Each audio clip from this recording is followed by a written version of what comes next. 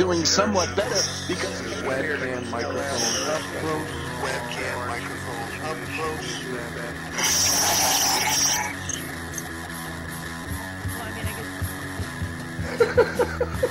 At the age of 19 in 1962, she was a... But I have the files. You know, I read this stuff at the National Archives, and I read these other things. I said to myself, how can that be possible? The brain, you know, pistols and the fondle slab of choice, and computers doesn't really matter. Internet, professional wrestlers, and not Jesse Ventura style. It doesn't matter where the information comes from as long as it's real. It doesn't. It's hard to get real information because seriously, they don't want you to just read two together. Whenever I try to prove out, you know, it's not. If you expect your government to tell you the truth, you're going to sadly disappoint another one of these things. Dear Lord, what a dirty, dirty old man, huh? Really? Can't be serious. Is this really how you want things to be? Come on. More hooker, eruptions. Eruptions, whatever. Like Dave Powers kind of... Really? Allegedly broadcast live from Pima Region 2, within the borders of the formerly united and currently occupied states of America. We bring you the Ochelli Effect. I damn sure know I'm an original. We have all these situations. I'd love to know why it takes 50 years, for that's that. For a 19-year-old girl to eventually get up to gumption to put these things out. And we are live on Saturday night. It is the Ochelli Effect. I am Chuck Ochelli, your host. Thank you for tuning in on UCY.TV radio. Thank you for tuning in on your TuneIn app. Thank you for tuning in on your iTunes stream, whatever it is you're listening to us on, even if you're catching us further down the line on YouTube, whatever it is. Thank you so much. Thing is that I have an odd thing going on tonight because... well, I'm not going to go super serious, and it does seem like I'm having like all Canada week over here, but this was not intentional. Actually, I asked my guest for tonight to come on before that shooting, that event that occurred, in Ottawa. I did ask him before that happened to come on the show tonight to discuss something way outside of that. So I don't know. We might touch on that tonight. We shall see. And a listener and somebody who has paid attention to Brent Holland's work for a while. Initially, it was handed to me by others who were not necessarily researchers in the JFK community, but individuals who I would say were avid readers, were avidly tuned into the all media, which could display for them anything of relevance regarding the JFK assassination. Now, Brent is not exclusively devoted to the JFK assassination, as we're going to find out tonight, but he does host Night Fright, which is an interesting show and does sound a little bit. And to tell you the truth, my first impression was that I was probably going to be treated to something like a Canadian Coast to Coast AM, which I am not a fan of Coast to Coast AM, but that's what I thought I was getting, and that's not what I got when I was given these recordings some years ago, and I'm not even sure how many years ago now, but I know he's been at it for quite a while, and definitely somebody who I'm very proud to bring on the show tonight. So how you doing tonight, Brent? I'm doing great. Thank you so much, Charles, for having me on the show. It's a great honor to be here. Well, I do appreciate you coming on. As I said, in my sort of beginning here, that you're one of the few guys who does a show who I'm actually an avid fan of. There's only been a couple of guys that I've been able to bring on this show who I listen to all the time. They would be James Corbett and Jack Blood, but outside of that, you, my friend, surprised me quite a bit. And it was many years ago when somebody first passed me your recordings. And I got to be honest with you, this is one of the weird sort of phenomenons I've learned about since I started doing a show, that there are people that will simply distribute amongst themselves rather quietly the material you produce.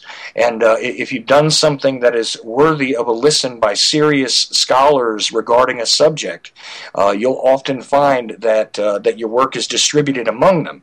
So I want you to know, in case nobody else has ever told you, that that many avid readers who pay attention to all of the media surrounding the assassinations actually have passed around your stuff for many years.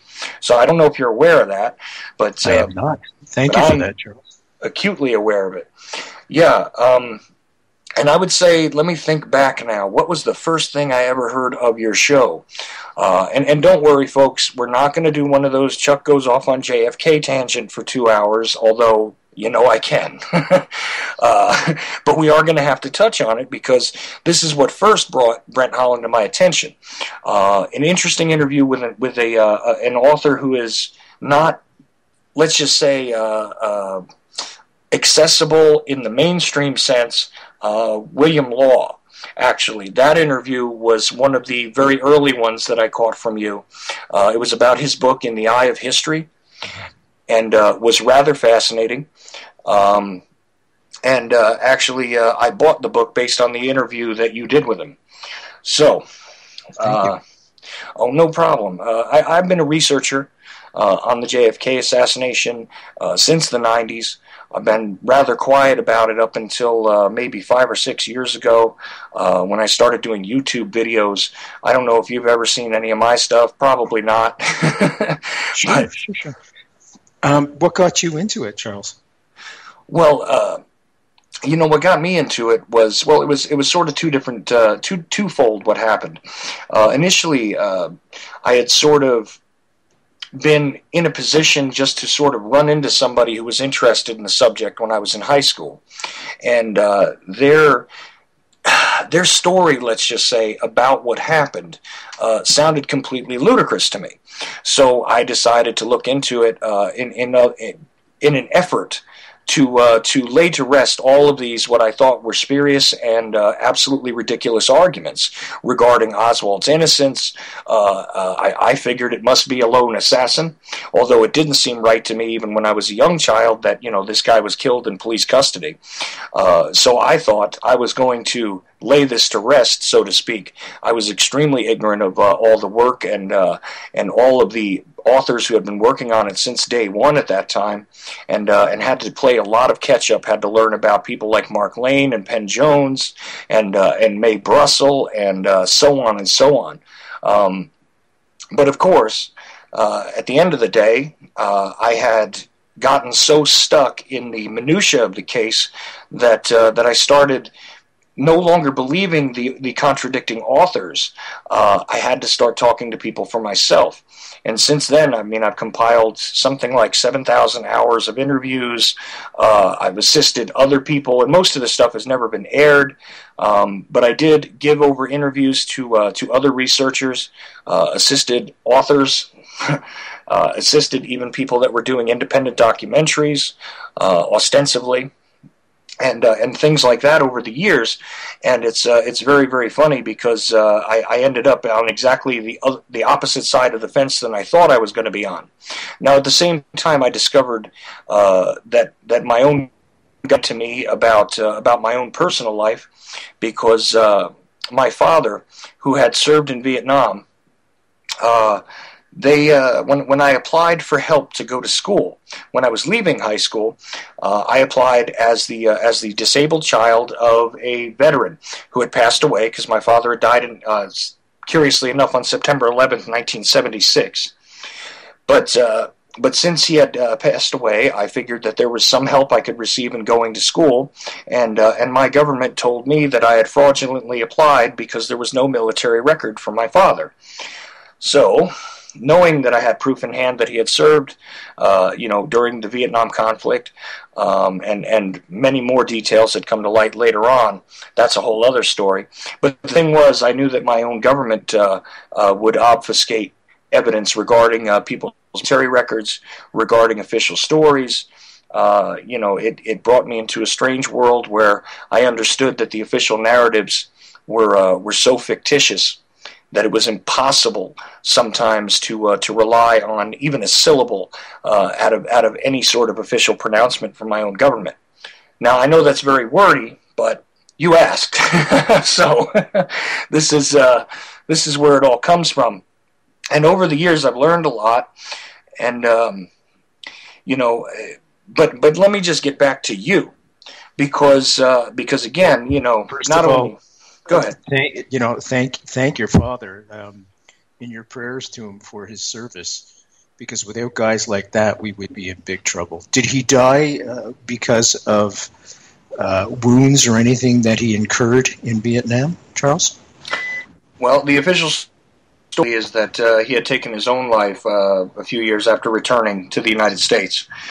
So the story gets stranger and stranger, Brent. So, okay, but and it actually wound up linking back into some of the deep political research that I had ended up doing, which of course I know that you're interested in as well, because I've taken time to also study, the King assassination, Bobby Kennedy's assassination, Watergate, Iran-Contra, the attempt on Reagan's life. I mean, I've gone through a myriad of these circumstances that had public pronouncements about official stories.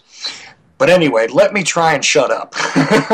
No, that's fine, Charles. That's fine. It's important, and to find out where you're coming from with this and what inspired you to do the great work you do. Well, I do appreciate that, but I really want to talk about the great work you've done because we were talking about an author who had spoken to other people, and I had done the same thing. It was very interesting to listen to you go through that, but also speaking to some of the witnesses, some of the very interesting figures who have emerged over the years. Abraham Bolden is one of the people that you've spent some time talking to publicly, and there is a heroic individual who was railroaded by our government, etc., etc. But I'd really like, because here's an interesting thing. I started doing this show, and I have some listeners, and I sort of took a poll, let's just say an informal kind of poll, to see if they were aware of your stuff. So I really wanted to get kind of a brief synopsis of the origins of your show, of course, where they can find you now, because things have changed from when I had first started listening to you, and the kind of stuff you're doing far outside of JFK. I mean, everything. I don't want to throw it all at you at once, but I know that you must have some way to communicate that, and I really want to make my listeners aware. So please tell us how you started doing Night Fright and what kind of things you cover. Let's start there. Sure, I'm Canadian, and you'll be able to tell that as soon as I say one single word, folks. About. Now that that's out of the way, I hail from Montreal originally. Montreal is a major urban center, comparable with New York City. It's got 3.5 million people, not comparable, of course, with the population, but they both grew up around the same time, and I was a fan of Art Bell's show. Not so much of George's, but Art's for sure. And I had fallen in love with a mining engineer at McGill University, and she got a job in a small university-based town, but also a mining town in northern Ontario called Sudbury, that has the most nickel deposits in the world. So if you're driving a car, chances are you've got some nickel in there from Sudbury. All that to say is when we got there, I went from 3.5 million people and a major urban center, which is probably the heart of culture in Montreal of everything Canadian, to a small mining town of 170,000 people that behaves more like it's 25,000 people. People are super sweet and nice. It's just not a hub for culture in any sense. So I was going a little bit snaky after the first winter there, and the local university has a campus radio station. It's called CFRC, and CKLU, my mistake. And they sent out requests for hosts, and I said, you know what? I'm going to do something just for some fun. I'm going to start a paranormal conspiracy show, but with a little bit of a difference. I'm going to try and be a little bit more serious and not dumb down the show at all. I'm going to try and ask some hard questions and things like that. So I started the show. The first year of the show, I did a special on JFK, 8 shows back to back, and I was very, very happy with the help I got. All the authors, all the researchers were very, very welcoming to come on the show. Abraham Bolden, Larry Hancock, and so many more. Right, and the show just took off from there. I remember hearing actually a little bit later those first shows. What year was that, though, exactly? 2008. Right, okay. I think I got them maybe a couple of months, or possibly at the very beginning of 2009 is when I got them. So that makes sense. I was thinking to myself, I have to have been listening to you since at least 2008. And that first set of shows, I remember you thanking the people, I believe, at Lancer. That's correct.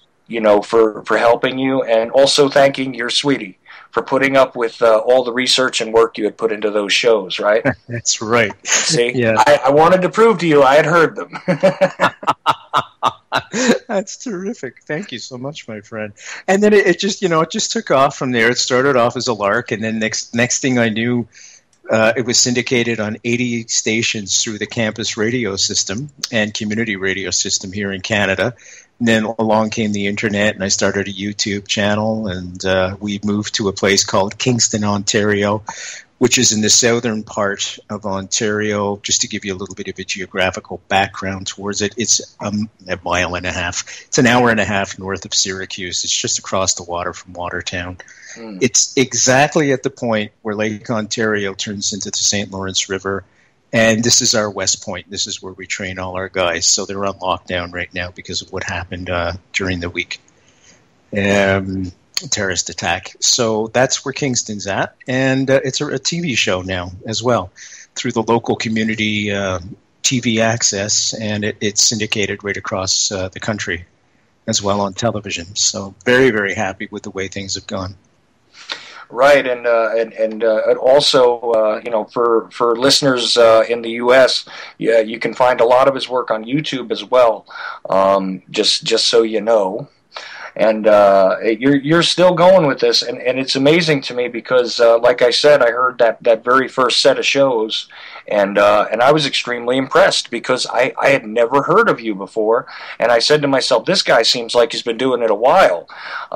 It just didn't sound like you had come into it right then, so I was almost going to ask you where the earlier shows were. Because I figured you must have had, shows while you were in college or something. I knew you were on a college station at that time because, like I said, I got the raw recording. So, I mean, I heard, you're thanking everybody who had participated in helping you get it on the air and all that. So I was aware. As I said, I was listening. So... By the way, folks, I have to pay Charles. Every time he mentioned something nice to me, I told him I'd pay him with a beer. So right now, I think we're up to a case of 2-4. That's going to be quite the night when we actually start lifting them, Brent. Because, yes, sir. Good to me. Well, we're going to do that, and who knows? I might even start violating some of those agreements I made to not release things that I was involved in investigating in the assassination. Who knows? Oh man, I have such a weird history with this, and it's kind of funny because realistically, I only started to publicly put my own name out regarding the assassination at just about the same time you did. I started working on a YouTube channel a bit, wrote a few articles. Some of them have disappeared. Some of them were in hard copy. Some of the, I don't know if you're aware, but I mean, I do know that you're somewhat aware anyway of some of the journals that have existed over the past few years. Pretty sure you're aware of Deep Politics Quarterly, right? Sure. Yes. And probably the Dealey Plaza Echo as well. Which is from across the pond there, so to speak. But there's a lot of good stuff out there. Oh, absolutely, and some of it is now transitioned into the electronic age. I've had Jeff Morley on my show. I can't recall if you've had Jeff on, but of course he has the JFK Facts website, and and guys like this. I've also had Larry Hancock on my show, by the way. Stu Wexler, Joan Mellon was my first show. So, well, that's a good way to start off. There you go. That's what I said. Setting the bar rather high. That's wonderful. But I brought her on to talk about Garrison because she had just redone that book, Farewell to Justice. Takes me a minute sometimes to remember the titles, but Joan is an excellent biographer, not just in the Jim Garrison and JFK world, but just an absolutely wonderful historian, intelligent, wonderful lady. Doesn't suffer fools easily, as she likes to say about Garrison. Neither does she, but but really scholarly work. And you've talked to Joan before, right? Yes, Joan's been on the show, and I spoke to her at the Lancer conference last year. Very, very nice lady. Have you had Ernst Titovitz on yet? Not yet. Okay, see, I've had him on as well. That was an interesting discussion, let me tell you. I bet. And Ernst, I was one of the first people to write a review about his book in this country, so that was kind of why he was happy to come on with me. He's sometimes a little difficult to get a hold of. But he's becoming a bit more available in recent years. He's actually made a couple of conferences and things like that, and kind of a fascinating individual who has some rather worthwhile insights into the personage of Lee Harvey Oswald, or the historical Lee Harvey Oswald at any rate. So now, but besides that. And believe me, we'll get back to JFK. But besides that, you've also focused on other assassinations, and I've seen stuff on other conspiratorial topics, things like that. Normally, when I bring somebody on my show, people always want to know what their ideas are about 9/11 and things like that. I wonder if you wanted to just sort of give a cursory explanation about your view on conspiracy. And choose whatever you like, but hopefully you'll start with 9/11, so I won't get that weird question sent to me in my Skype here. I thoroughly encourage everyone to question everything. Turn it upside down, turn it inside out, and take a look at it. I think over the years, just for self-protection, I think it's very, very essential for all of us to question what is being fed to us, not only from the mainstream media, but from our very government. And I think it's important to qualify that and also to check it against other sources. So in general, whenever something comes along, I always like to look at various sources, either from the right, the left, the center, etc., etc. Well, I'll tell you what else. It seems to me as though, even though you allow people to speak on your program and you're a very polite guy, it's the Canadian thing. That's the funny part too. Because so you put a hockey stick in my hand, then we go a little bit Michigan, I like to say.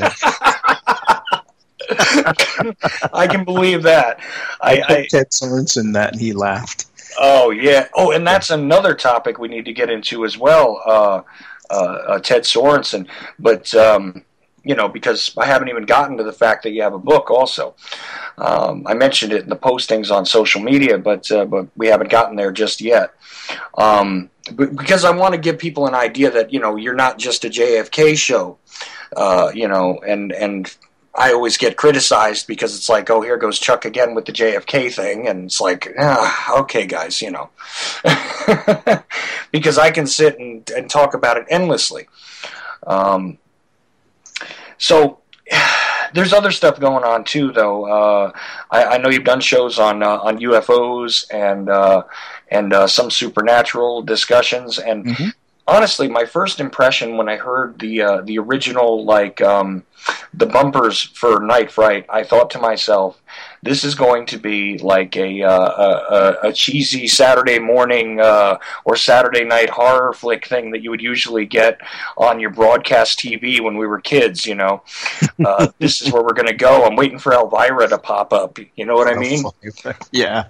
And that's the impression I got. But like I said, immediately when I heard you talk and when I heard the way that you handled your interview subjects, and I heard the questions you were asking, I knew that you were very serious. And you handle every topic with about the same amount of seriousness. It's not as though you don't crack jokes once in a while, because I do that too. I'm more sarcastic than most people when I'm on my show. But, and before we get into another thing, because, here comes the message right away, about what do you think about what happened at the Canadian Parliament? Because I did a show on this on Thursday, Right. And people had a lot of different views. Okay, and my opinion is that regardless of what you think actually happened, it immediately disturbed me that your prime minister had come out and started making the same kind of sweeping statements about granting more authority to your policing agencies. And I felt that in general, every Canadian guest that I had on Thursday, because almost all of them were from various parts of Canada, I said to each of them, prepare yourselves and pay attention because you may be faced with some serious problems regarding your own personal freedoms after this event. And nearly all of them agreed with me, and I'm not looking for you to agree with me, but I'm curious about, how you see it, being that you're from north of the border, so... Well, I had the wonderful opportunity to have Jesse Ventura on the show, and we spoke about this very subject. Now, this is going back a year, but I did my own research north of the border, and we have the equivalent of the NSA, and we are so intertwined with all the spy agencies, I guess you could say. We kind of try and keep a big wall up around North America. That whatever the NSA passes on to us and vice versa, I mean, we're already there. So I think he was just the prime minister by announcing the rhetoric. I really don't think there's going to be anything more draconian that's not already in place coming in. And I'm very confident in the people of Canada not to put up with it. They just won't. On the other hand, I am outraged that a terrorist attack on an unarmed young man of 24 with a 5-year-old child at home is now going to grow up without his father. And that hits me hard because I grew up without a father at the age of 6. And that's not right. All because some guy just believes that he's going to go to heaven now. The threat is real. There's no question. I have friends, as I said, Kingston is the place where we train our military guys. So I guess I'm privy to some information that I got to watch my step here. I guess I don't want to get thrown in jail either. I'm privy to some information that perhaps the public may not be aware of. But all I can tell you is the threats are real. There really is some wackadoodles. There are wackadoodles in the world that are out to just kill us for the sake of killing us. And we just have to be ever prudent, and we have to question everything. As I said before, we've got to watch out for false flags. I do not think either one of them last week was a false flag, by the way. But we do know that false flags are used or tried to use. And if we go to the Kennedy assassination, we look at Operation Northwoods. And Operation Northwoods, folks, for those of you that don't know, just prior to the Bay of Pigs is an excuse to go into Cuba. A proposal came across JFK's desk where they wanted to paint a Cuban decals and everything else on a passenger airplane with people on it and shoot it down on its way to Florida and blame the Cuban government for it as an excuse. Well, of course, JFK was outraged. He said, "Are you guys out of your minds?" And they were. But this is what this is part and parcel we have to be very careful about without question. Right. That was introduced by Lyman Lemnisser, and of course, this didn't even come to light until after the passing of the JFK Records Collection Act, when we had the mostly declassified version of Northwoods sort of dumped into our National Archives, and it took a little while for people to discover it, but there it was. I mean, we had heard about it before that, but it was really just sort of a rumor. It was a whisper, let's just say, among people who studied spooky things in American politics, and among the, not just the politics, but among the spy agency realm, let's just say. And of course, yeah, if you want to take a little time and do a search on it, if you've never heard of Operation Northwoods, you really should take a look at it.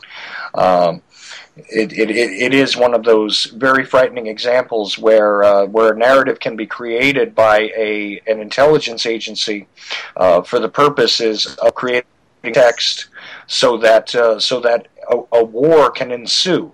Of course, Exactly. we learned about the Gulf of Tonkin incident later on, and that was released and is now part of the public record.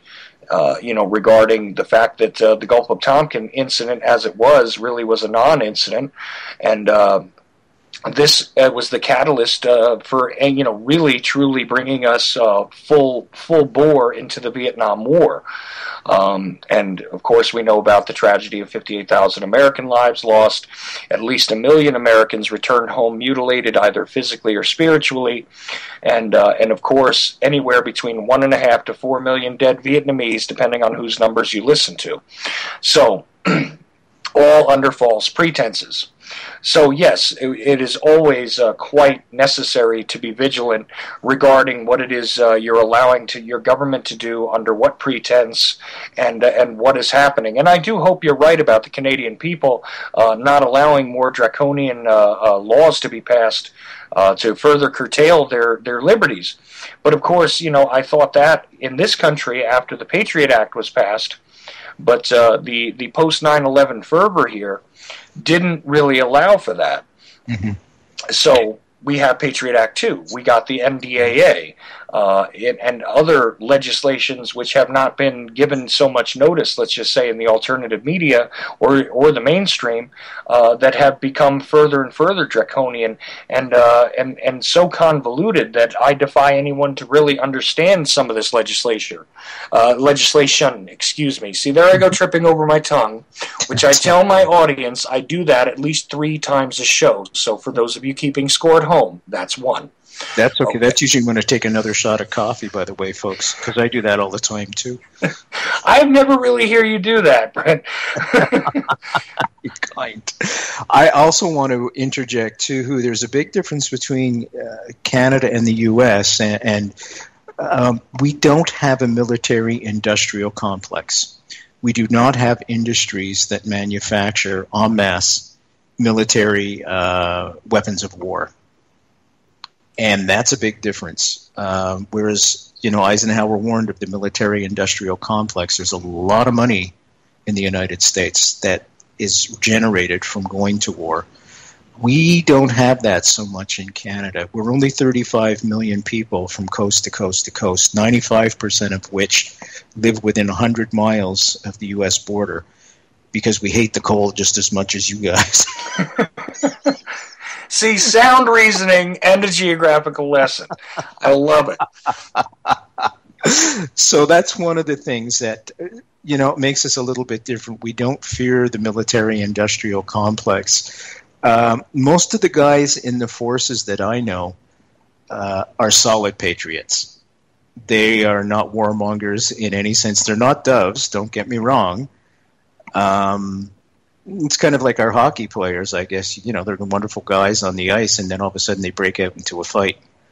It's that type of thing, but then they shake hands after. So this is pretty much the Canadian culture, if you will. We're not going to back down from a fight. As a matter of fact, during World War II, on D-Day, Canadians fought the furthest inland than any other troops in Normandy. So we're a little bit... like I said, Meshuggah sometimes. A little bit crazy, folks. So that's a big difference between the two. So they're all cultural differences, but we are certainly intertwined with the defense, without question. When 9/11 happened, probably a lot of your listeners in the States don't know what happened to all the planes that were grounded. 90% of them were grounded in Canada. And the hotels were filled immediately, so we took them into our private homes. And that's what we did, because, in my opinion, you guys aren't neighbors. You're family, baby. And that's as simple as that. That is true, and that's one of those things that is not often brought up. I had heard many a story about people that were suddenly found them in the position of having to land north of the border, and had no choice about it. And in some cases, there were not enough hotels, there were not enough rooms, there was no room at the inn, as it were, and many Canadian citizens simply volunteered to take these people But that is one and of that those the things friendships have remained. Yeah. Mhm. So, you know, we're, like I said, we're intertwined with the defense of the country. And, you know, people say, well, Canada didn't go to war in Iraq. Well, I'm going to tell you a little bit of a secret. Our special forces were there, even though officially they weren't. But they were there. Well, isn't that always the case, right? You know. So, yeah, hopefully I'm not going to get arrested for that one. But I think that's common knowledge now, 10 years later. So, yeah, we'll always be there for you guys, and I know you guys are always going to be there for us. Well, you know, and that's the thing, and it was kind of funny because right before I came to air, somebody did ask me if it's all Canada Week because, you know, no, it's a coincidence, folks. As I said at the top of the show, you know, I actually asked Brent to come on before that shooting happened. I promise you. You know, this is just a coincidence. But and as I said, you know, it wasn't the fact that you were Canadian. It's just because, and I told you this privately, I admire your work because you've had a lot of fascinating people on. I do want to get a little bit away from the JFK thing, sure, because I know you've talked to other people. I mean, I've had Scott Enyard on my show to talk about RFK. I'm pretty sure you didn't you do a show with him as well? No, I did a show with Stu Wexler, though, and Larry Hancock, and covered it. Lisa Pease was on the show and covered RFK and MLK, Martin Luther King. Oh, yeah, Lisa's really great with that stuff. Jim Douglas was on the show several times, too. He's going to have a new book out on Martin Luther King. Right, he's been working on that for a bit. Yes. I was actually, if you ask Jim about it, he'll tell you that I was one of the reasons why he decided to put out JFK and the Unspeakable into an audiobook. Good. Because, well, as I said before, I mean, I've been called the blind JFK researcher because I used to, when I worked in groups with people, I was the very young guy I was a heavy metal musician, actually. That was my job. Wow. So I was this long-haired heavy metal musician walking around with magnifying glasses and actually using a closed-circuit TV to blow up documents and things so I could do my research. And there was more than one guy named Charles. So what happened was, and of course, we both like to be called Chuck. So we would get together on conference calls, and somebody would say Chuck, and then it would get confusing. So after a little while, somebody just started saying, well, the blind one. So I kind of just got tagged with being the blind JFK researcher in the 90s, and then I sort of liked it. Because despite the fact that I actually do have a visual problem, I'm actually what they call legally blind here. I actually possess so little vision that I'm considered blind by law. Okay, but at the same time, I still did my due diligence regarding these documents, which are very difficult to read when you get them from the National Archives. At last count, I know I've read more than 300 books on the case. The Warren Commission volumes, the House Select Committee volumes, just about every possible thing that came out of the official releases from the ARR. Admit, I couldn't go through all those thousands and thousands of documents yet. I'm still digging through that. Mm-hmm.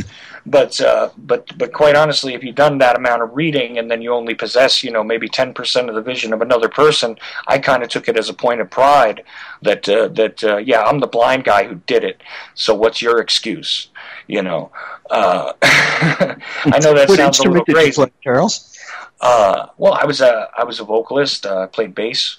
Cool. Played drums at one point, but was very bad at it. I was actually very bad at guitar, too. But the drummer got on his IQ test? Tell me. Drool. Nice. You know how the drummer Heiser's level?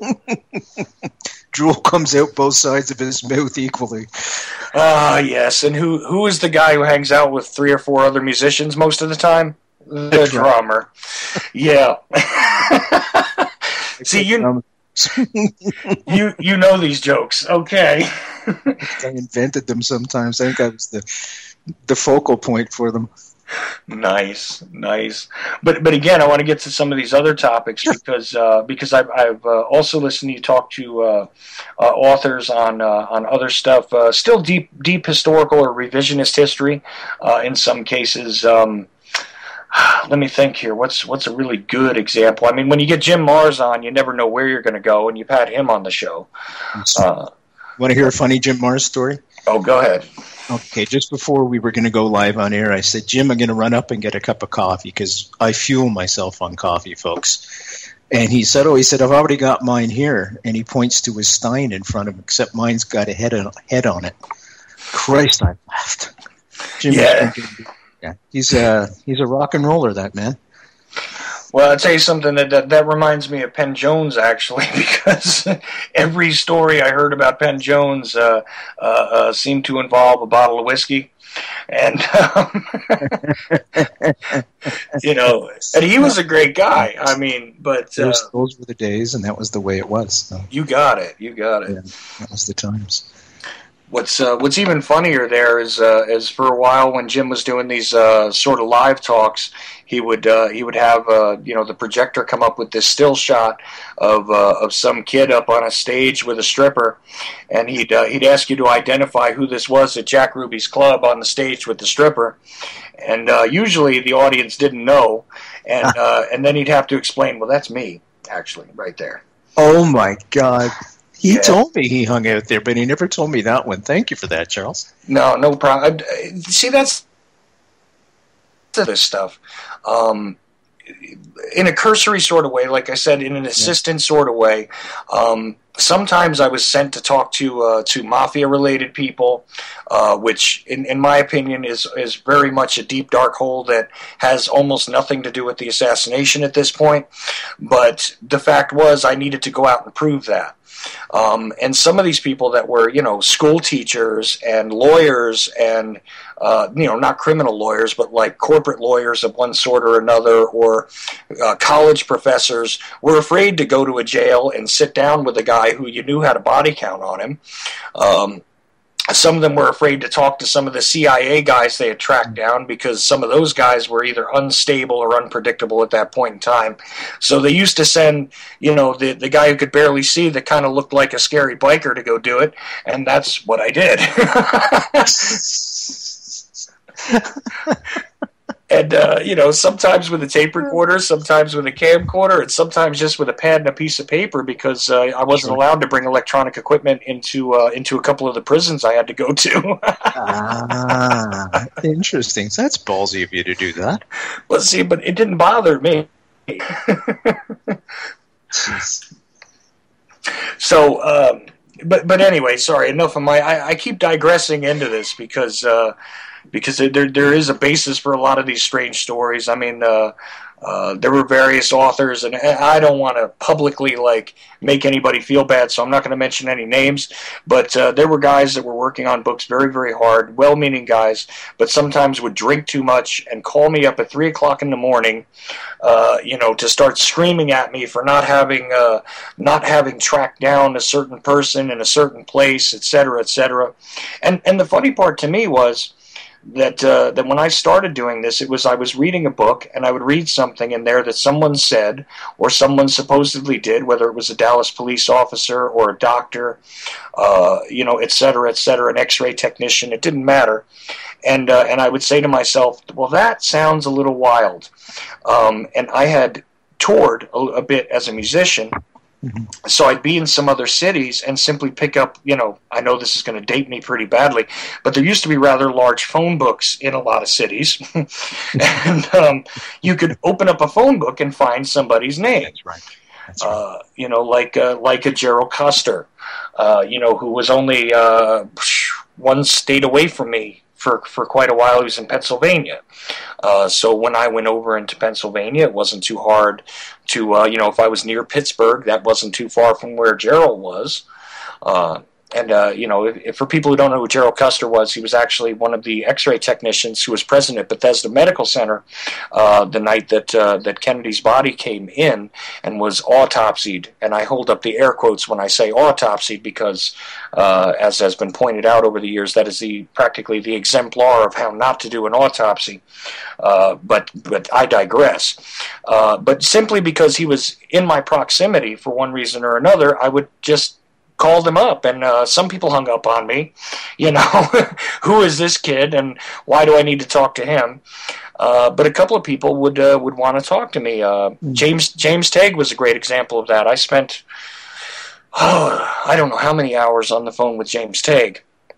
And toward the end of his life, when I started to do this radio show, actually got into a big argument with James Tague and wound up not being able to bring him on as a guest. And then he suddenly sort of got sick and passed away. Passed away very quickly, yeah. Yeah, really suddenly. And he was an interesting guy, running a little eBay store, selling JFK merchandise in his little eBay store. Had actually authored, for the most part, one book, which was, I forget what it's called, Evidence Withheld or something like this was the first one.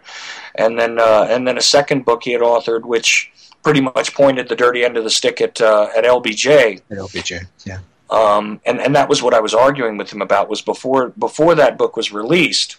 That's how the sort of running argument between him and I started, because he had very much believed the stories of Madeline Brown, and I tried to explain to him that over the years her story had evolved. And you're laughing because you know what I'm saying rather generously here. Yeah, it kind of it attracted dust and grew and grew and grew. Yeah. Like a dust bunny. That's really good. I like that analogy. That's perfect, actually.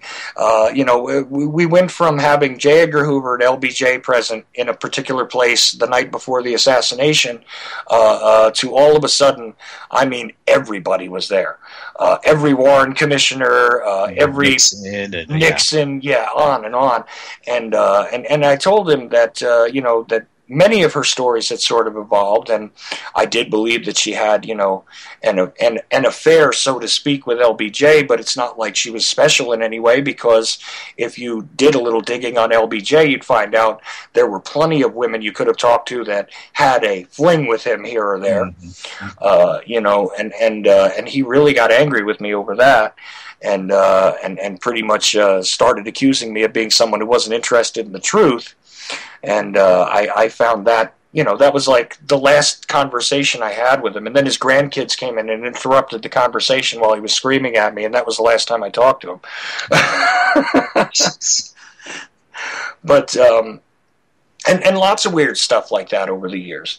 And I'm sure you've done some of this, because you couldn't have possibly produced the radio shows and the now TV shows that you have without having done a lot of background research. And I can clearly see that you've done, your homework regarding these guests. You generally know their histories. You're usually very much up on the new books that have come out when they appear on your show.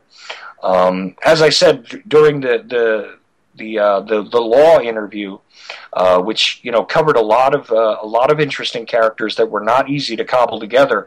William Law did a lot of work on that book, but listening to you interview him, and it's one of the greatest books if you want to study the medical evidence from a witness perspective, in my opinion. Wholeheartedly agree.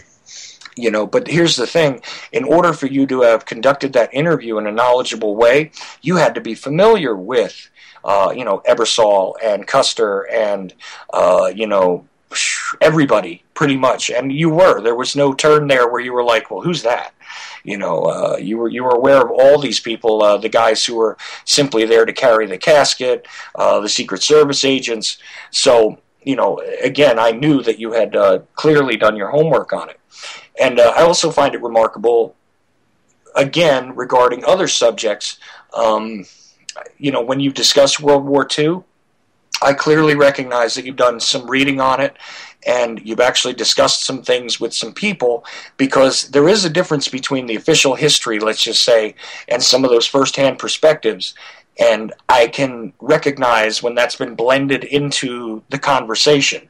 So I know that has also been something that you've probably not focused on extremely, but is something that you definitely paid attention to, at least for a time. Thank you, Charles. It's very kind of you to say, and I think we've left the beer behind, and I'm now buying his vodka. Ah, even better. What attracts me, probably yourself, to the show is, I just love these historical figures, like a Ted Sorensen, a James Tigg. These were the guys that were there. And for me, the show has always been about the message, not the messenger, not me. And the more I can tell the message, the truth, and get people to think outside the box and for themselves, which is a rarity these days, I think that's the best way to approach my show anyways. I don't make a dime off my show. I never have. It's a volunteer show. And go ahead. Sorry, you and me both. That's all I wanted to throw in there. Go ahead. Yeah. So when I had the opportunity to spend an afternoon with Ted Sorensen, and Ted Sorensen, folks, Ted Sorensen's JFK speechwriter. He's the one that wrote all those great speeches. He's the one that JFK tasked to write the letter to Khrushchev that ended the Cuban Missile Crisis. Otherwise, we wouldn't be having this conversation right now. The world would not exist. We were so close, Ted told me, that Jackie had called JFK to bring the kids home because they all thought they were going to die the next day. And she wanted to be at the White House with him because in those days there was no nuclear-proof bunker in the basement the way there is now. And if they were going to get hit, they were going to get hit. And that's how close we were. Imagine that today if the Ukraine, folks, escalates and somebody takes a shot at Putin, say a Ukraine nationalist takes a shot at Putin and is successful. Well, the boots are going to march from Russia and take over the Ukraine. NATO is going to have to respond. And it'll start out conventionally, but eventually either a carrier will be destroyed on our side or perhaps a nuclear base on their side. And as soon as one side starts to lose, somebody's going to push a button, whether they have authority to or not. That's how close we were in 1962. There's people building nuclear bomb-proof shelters in their backyards for a reason. Well, right, because at that point in time, and a lot of people don't realize exactly how close we were, and how much Kennedy had resisted the war hawks in his among his chiefs of staff, especially, but others in his cabinet as well. The concept that we might have been able to get away with the first strike on Cuba and all this other stuff was absolutely ludicrous, because as we learned many years later, and they were not even aware at the time, I believe, that there were nuclear weapons which they called battlefield nukes. There was a couple of different names for these things, and I do forget it off the top of my head. You'll have to excuse me. But they had these sort of smaller ones, which were meant to be used in the case of an invasion. And what was not known at the time was that the localized commanders had absolute control over operational weapons, in Cuba. So if we had hypothetically gone in conventionally, all it would have taken is one of those weapons to wipe out Guantanamo Bay, and then it would have required a response from the United States, because if we lost that many soldiers in the blink of an eye, we would have had virtually no choice but to respond. Mm-hmm. And Sorensen became keenly aware of this later, I know that. But I would like you to talk a little more about Theodore Sorensen a bit.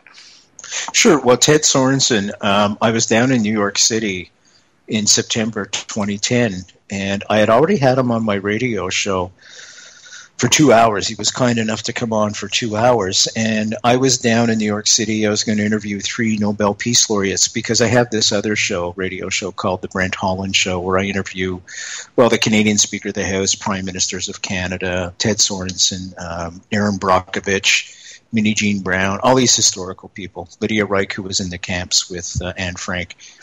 And again, it's a volunteer show, and what I try to do is just create this enormous amount of archival first-person witnesses for future generations, because once these people are gone, as a Ted Sorensen and a James Tague, all we have left is what we have left, which is interviews. So, and all that to say is I called up his handler, his secretary, and who I got along very well with, and I said, I'm in New York City.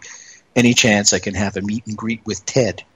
And she said, yes, give me 5 minutes. So she called back, and she said, okay, be at Ted's house tomorrow at 4 o'clock. So I went to Ted's house at 4 o'clock, expecting him, open the door, shake my hand, say, see you later. But he invited me in, and that turned out to be his last interview for all time. And he was ready to unload. There was a sense of urgency. And he confirmed conspiracy, folks. And that's in my book, JFK Assassination, From the Oval Office to Dealey Plaza. You can get that at my website, or you can get it online. Just do a Google search. He confirms conspiracy. Yes, he did, and I actually put up a link to the Amazon page for you there on the event page for this show. But I do forget that you can get the book through your website as well. Sorry about that, but it's okay. Before there's also a couple of companion DVDs you can get, documentaries. One I've made on Abraham Bolden, and the other one on first-person witnesses, 3 first-person witnesses, which is Beverly Oliver, who was in Dealey Plaza, James Tague, we just spoke about, and Dr. Robert McClellan, the doctor who worked on both JFK and Lee Harvey Oswald. So again, these are historical things. These are historical documentaries now, because James has just passed away. Mm. And Bob McClellan's another interesting guy. Sure is. Certainly a guy who had a first-hand view of what was going on regarding the wounds to both Kennedy and Oswald. See, Beverly Oliver, I've got to be honest with you, Beverly Oliver, I'm not so sure about. Sure. She is most famously associated with the image of the babushka lady on the Zapruder film, and has since at least the 80s. Possibly, I do believe it was the 80s she first came out, somewhere around the 25th anniversary, as claiming that she was the babushka lady. And she does tell an interesting story. I'm not entirely convinced about that, but I'm extremely skeptical regarding some people's accounts, let's just say. Okay. Like the Gordon Arnolds of the world did sort of set off, alarm bells with me regarding their legitimacy, let's just say. I should just interject about Beverly. I know there's a lot of skepticism, but when I spoke to her, I asked her why she remained silent. And she was receiving death threats. And don't forget, folks, she was only 17 when she was in Dealey Plaza that day. She was just a young kid, and she started receiving death threats almost immediately. And she was terrified because her husband was connected with the Dixie Mob, and the Dixie Mob was connected with a fellow by the name of Charles Harrelson, who was, as we all know, a hitman for the mob. And they were making threats against her if she was to come out and say what she saw and what she knew. She would be dead. Not only that, but she was the cousin of, I believe it was Jack Revel, who was also intimately involved regarding sort of informing to military intelligence at that time. Mm-hmm. So I believe I believe that something may be legitimate in those types of pressures that were exerted over people, because there was a lot of people that were sort of pressured at that time. That's for certain. And there I go, tripping over my tongue one more time. But so that's 2 now. That's 2. You're funny. You got it. But here's the thing.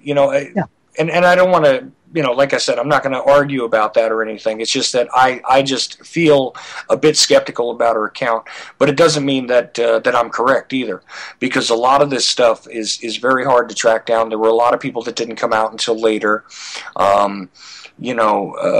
Various witnesses, individuals that we later on had to track down and figure out if they actually were there and everything else.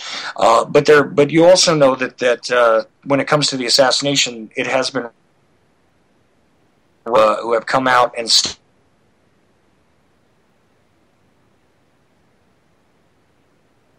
stated and exacerbated their own positions, let's just say, their own testimony regarding who they were, where they were, and what they could have witnessed. And that's happened because obviously it's a sensational thing when people come out with different stories. But Beverly, to her credit, has absolutely stuck to her story over the years. So it is something that I've never been able to get a handle on myself exactly. But I do know that she has both supporters and detractors regarding this. Oh, fair enough. Yeah, and that's fair enough. Like I said, question everything. And that's the other thing is I say, look, don't even believe me. And as much as I enjoy your show, Brent, don't believe Brent. Go and look at it for yourself. Talk to the people you can for yourself. Those who are still alive, obviously. Listen to the interviews that have been. And please, by all means, check it against anything that you can, and hopefully you'll discover, even greater truth than any of us ever have. And I'd love to be wrong about everything, honestly, Brent. So, I really would. So, okay, so back to Ted Sorensen just for a minute, because this is something that. A lot of people don't realize the gravity of exactly who this guy was and how he really is responsible for a whole lot of the political savvy that's attributed to JFK, even as a speechwriter, because a lot of those great words, a lot of those great sentiments actually originated with Mr. Sorensen's pen, didn't they? They sure did. Sorensen was to Kennedy what I'm trying to think of a good analogy. What was the name of the producer for the Beatles? I can't remember. George Martin was to the Beatles. The Beatles would not have been the Beatles without George Martin, without question. They would have been a great band, but they certainly, I don't think, would have been a superstar band. A lot of the stuff that George Martin did really brought the best out of the Beatles, and I think the synchronicity and the ability of Sorensen to get inside JFK's head really comes through, especially in the speeches and especially in some of the idealism that the two of them share. It's funny, I asked Sorensen if during the Cuban Missile Crisis if they were afraid of the Joint Chiefs of Staff taking over and a military coup, and sure enough, there was a fear of that, and he even said there was a tape that was made when JFK had left the room, and they were undermining JFK and basically making fun of him, and it was pretty disgusting. Right, and we've actually since heard some of that stuff. You can get it through the Kennedy Library now, where actually it completely backs up what Mr. Sorensen was saying, because you can hear the conversation continue after JFK leaves the room. The whole concept, and in fact, it's odd to me because Oliver Stone, for the time that he did the movie JFK. Was really a whole lot more accurate than he should have been. If you remember the conversations, these sort of dark, shadowy conversations that went on during that movie, and they were saying, this guy hand on the chicken switch and all this other kind of stuff that was bandying back and forth between these guys. This was actually less a dramatic less a dramatic appliance in the film than a real historical fact regarding the behavior of the Joint Chiefs. And like I said, nowadays there is proof of this because you can get it from the Kennedy Library yourself if you want. Exactly. What's great about the Sorensen interview is he walks us through Camelot virtually from beginning to end. And you get a real sense then of why Kennedy was such a threat, why he had to be killed. I mean, this guy was causing a revolution to the national security apparatus. He was threatening so many old boy networks, and he was bringing in civil rights. He wanted, he opted to not go to war in Cuba during the missile crisis. And LeMay said, I'm going to have to paraphrase, but something to the effect that that's the only war that America has ever lost. The greatest defeat America has ever had was the Cuban Missile Crisis. That's what General LeMay said. And Ted told me LeMay's attitude was he wanted a first strike against Russia during the Cuban Missile Crisis, because he believed that they would kill more Russians, even if the Russians retaliated, then we'd still win. Another ominous thing Ted had told me that isn't well known, but perhaps you know it, Charles, is the fact that Castro was pushing for a first strike against the United States. And that took Khrushchev by surprise, and Khrushchev virtually shit himself. He thought, oh my God, this guy's going to launch the missiles. And then we're in trouble. Well, right, and this is part of why we ended up with the two different sentiments through the cables to the to Kennedy from the Kremlin at the time, right? This was when the first one was sort of like, what are you doing? You're endangering the world, et cetera, et cetera. The second one was really assertive and kind of nasty and making threats and demands. And a lot of people have seen this now, like I say, again, enacted in movies. But but this is a real thing that happened. Bobby Kennedy essentially suggested, well, let's not respond to the second letter. Let's respond to the first. And see how that goes. And believe it or not, that was actually a key thing that occurred during the Cuban Missile Crisis. Absolutely. And it sounds crazy now because obviously, we could instantly communicate with one another from across the planet. But at that time, these were cables, and these were printed out or hooked to a phone line in a way. I've always tried to explain these teletype machines. Mm-hmm. Ted, in the interview I did with him, and it's in the book, it's the only book with somebody of the magnitude of Ted Sorensen in it. That's a conspiracy book, by the way, folks, and Ted Sorensen was the inner circle. Some say it was JFK, Bobby, and Ted Sorensen, not Ted Kennedy. Ted Kennedy was just a kid, and then Ted Sorensen in that row. So much so that JFK, when he passed away, Lyndon Johnson begged Sorensen to stay on, because he wanted to have that idealism that Kennedy had, because he knew damn well he didn't have it. And Bobby also, he worked with Bobby later on and was present that night when Bobby was killed, by the way. Yeah, that's another interesting fact, too, that he was present during that. And, before we go off onto another subject, just really quickly, I mean, you also spent time talking to Abraham Bolden. Yes, sir. And just for those that don't know, a sort of brief explanation of Abraham Bolden. I mean, I brought him up on the show before, but, Great. How would you explain Abraham Bolden to people who don't know? Well, very quickly, what I tried to do with the book was take people I'd interviewed, some things that I'd left out, some things that I wanted to include. I wanted to make an historical document, try and get as many first-person witnesses involved as possible. So you got Ted Sorensen, the doctor who worked on JFK, the babushka lady, James Tague, and this wonderful fellow by the name of Abraham Bolden, who was the first African-American Secret Service agent handpicked by JFK. And he became a whistleblower after the assassination. He was not on duty November 22nd, 1963, at least not on protective duty for the president. He was in Chicago at the time when he heard the news. And from his experience, he said it was like a frat party. He said when they were down at Hannahsport, they had their own little cabin that all the Secret Service agents would go to. He was the only one that was not drunk. Everybody was hammered out of their head. He was called the N-word several times by fellow Secret Service agents. They were in no condition at all to guard the president.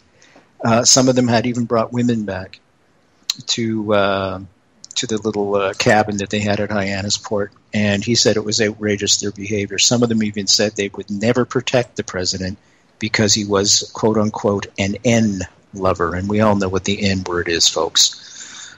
And this is absolutely outrageous. After the assassination, he blew the whistle on the Secret Service and said, look, these guys were drunk. And it's very obvious when you look at any of the pictures. The first shot rings out. Everybody's looking around stunned.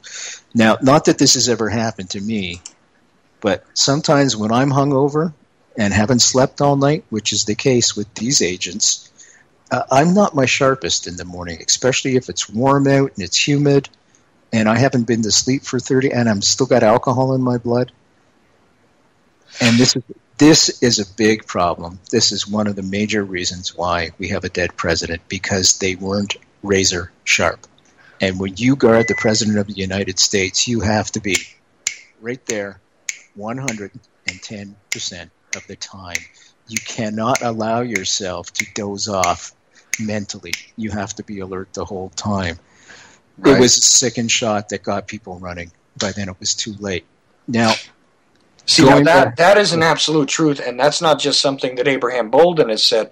We've learned that, of course, they were actually drinking at a bar until possibly 4:30 or 5 o'clock in the morning. 7. Okay. Some people say 7, yeah, but I mean, I'm being generous here again, right? At the Underground in, I think it was Fort Worth, actually, and they had left the firemen to local firemen to actually guard the hotel. Like, there was virtually no Secret Service protection for him while he was sleeping, in the city prior to Dallas. Now, by the time these guys got to Dallas, I don't know whether I would argue that they were still drunk or they were hungover. One way or another, though, they definitely were not prepared to have that sharpness necessary to protect the president. And there was an attitude, which has been reported by Abraham Bolden, who I'm very glad you brought up, that he was the first African-American Secret Service agent to ever be assigned to presidential protection. That's for sure. He was... not only that, but he attempted to try and tell his story. And just really quickly for the audience, tell people what happened to Abraham. Sure, he tried to contact the Warren Commission, and he was set up for a crime he did not commit. And it was said that he took a bribe and handed off some controversial papers to the mafia, if you will, the criminals in Chicago. He fought it. He ended up going to jail. He was subjugated to horrible, horrendous tortures. Psychological tortures in jail, where they tried to feed him all kinds of hallucinogenic drugs and things of that nature. And he was finally released, and to this day, he's still trying to clear his name.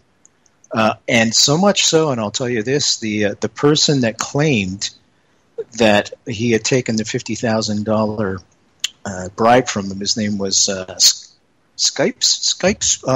Forgive me, folks, the name escapes me, admitted that he had perjured in court and lied about Abraham Bolden. And when asked who forced him to do the perjury, he said the Secret Service.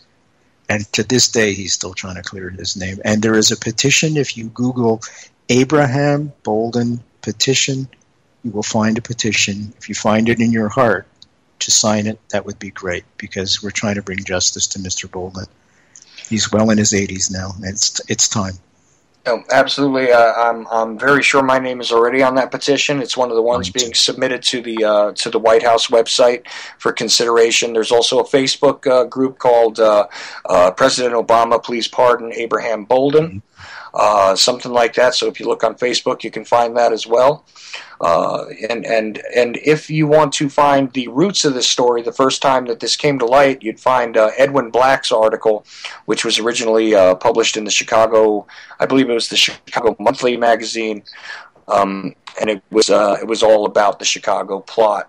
And this has been something that I've talked about many times, and is one of the underreported things that does circulate throughout the assassination community. And again, my voice, not only my signature, but my voice, once more, I want to add it to yours and say that this was a man who was absolutely railroaded, who did nothing but his job, was treated badly, and was absolutely tortured as a prisoner of the state, and for doing nothing more than trying to be a whistleblower in the truest sense regarding the misdeeds of the Secret Service at the time. There is a documentary I've made too, folks, and again, I think I make $1 a documentary. Anyways, it's up on YouTube, not YouTube, Amazon. If you would order that, there's links and everything for the petition. I don't make any money off of it per se. It doesn't even cover costs, but the idea that I made the documentary, I wanted to get Mr. Bolden's story out. And if you could order that, that tells his whole story, documentary format, and it's essential we get his name cleared. Is yours the one with Mark Lane on the screen as well? No, that's Mark made his own. Oh, that's Mark's own. Okay, yeah. I get confused after a while because I've watched so many of these things. Some of the more recent ones I didn't take a lot of notes on. I just sort of passed by them and sort of put some in the good pile and some in the bad pile. So I'm going to have to get your documentary myself. Thank you.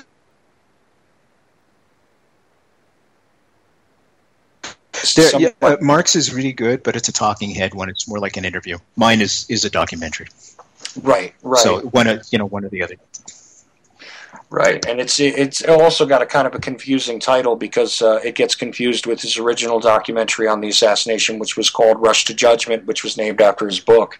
Right. And so people do get a little bit confused about that as well. What is the exact title of your documentary, though? JFK Assassination. Abraham Bolden, the first African-American Secret Service agent. Ah, okay. Good. I'm going to have to look that up later. Anyway. The link's on my website. There we go. And that's just for everybody's clarification one more time, but that's at BrentHolland.com? No, actually, Night Fright Show. Oh, Night Fright Show. Okay. Yeah. If you just Google Night Fright Show, it'll come up. Yeah, see, I've been there, and there was a BrentHolland.com or BrentHollandShow.com at one point. Yeah, that's my other radio show. Oh, okay. See, I have two, folks, not to be confusing. One is Paranormal Conspiracies. The other one is more like Charlie Rose. Charlie would be happy to hear that I'm fashioning a show after him. Yeah, there goes the sarcasm right there.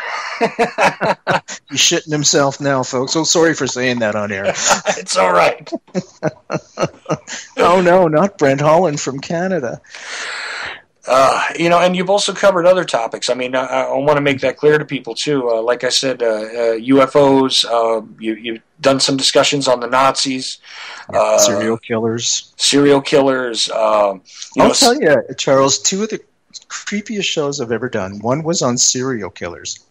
The reason why is because we covered Canadian serial killers, and the other claim to fame where I live, Kingston, has not only is it the military place, it has 7 prisons in the area, and it has Canada's maximum security prison. This is where we send all our wackadoodles, serial killers. And these guys are virtually down the street behind bars and a big thick fence, and thank God it's got barbed wire. But it scared the hell out of me to think that these subhuman creatures, because they really are, they're not part of the human race that we know, were actually exist. And the other one that really scared the hell out of me, I had Christine Corda on the show, and she went through a real Roman Catholic exorcism. For real. And the Roman Catholic guys don't just hand these out like they're handing out tickets to go see a movie. You have to go through some pretty serious tests in order to be eligible for a Roman Catholic exorcism. Now, whether or not, I'll leave that up to you. Whether or not she was possessed or not, I'll leave that up to you.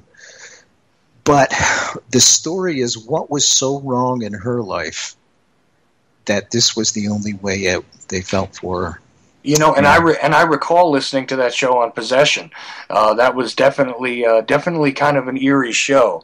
I'll tell you the two strangest experiences I've ever had, and Please, I haven't done them on the radio, and probably have never spoken to this before. But my brief meeting with John Wayne Gacy. Oh. Okay, that was creepy. And then also for to be one of the few people that could be allowed to get the tapes directly from Charlie Manson. That was a strange situation as well. But those were sort of, and what's funny about that is, again, authors that required certain bits of research done and were too afraid to do it themselves. Once again, but those actually were paying gigs, Brent.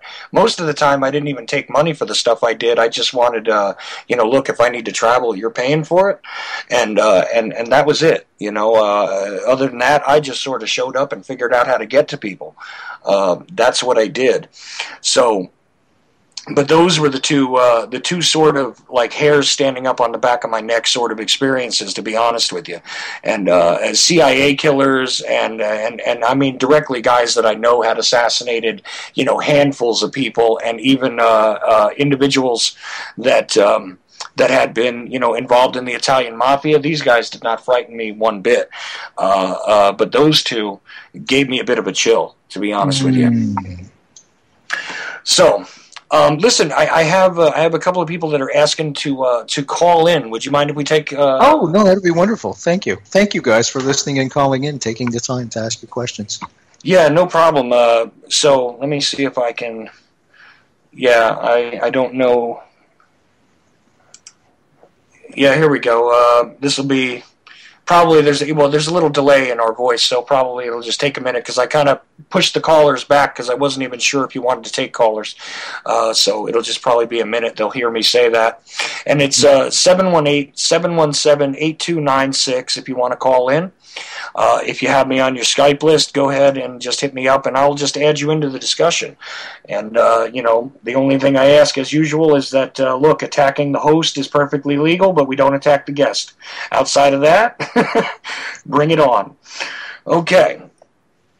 So, back to where we were, though. What was that? Sure. Hopefully we can wield some answers for the folks that have questions. And I'm always encouraged, there's never a bad question.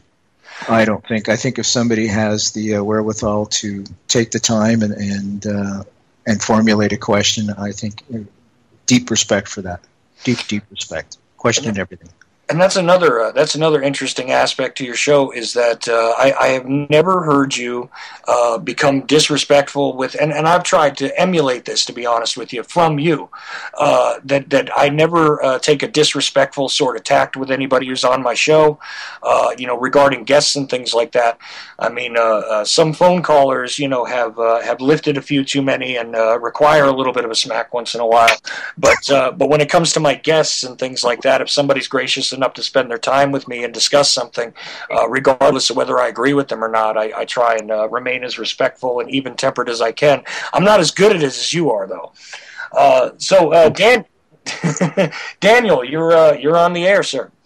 Oh my goodness, Chuck, I have been listening to your show tonight, and I have got to say this is absolutely phenomenal.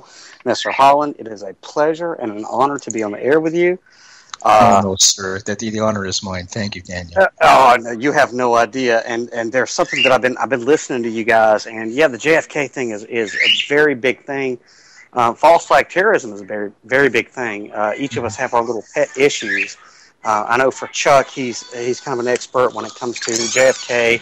I tend to do the 9/11 thing. But there's something that I really, really wanted to ask you. As a writer, me and you are both writers, and we're both political activists. I guess we're both spiritual and into politics, and we connect the two. Ernest Hemingway tried to tell everybody that the government, the CIA, was trying to drive him insane, that they were trying to get him to write certain things, to say certain things, to, steer society, American society.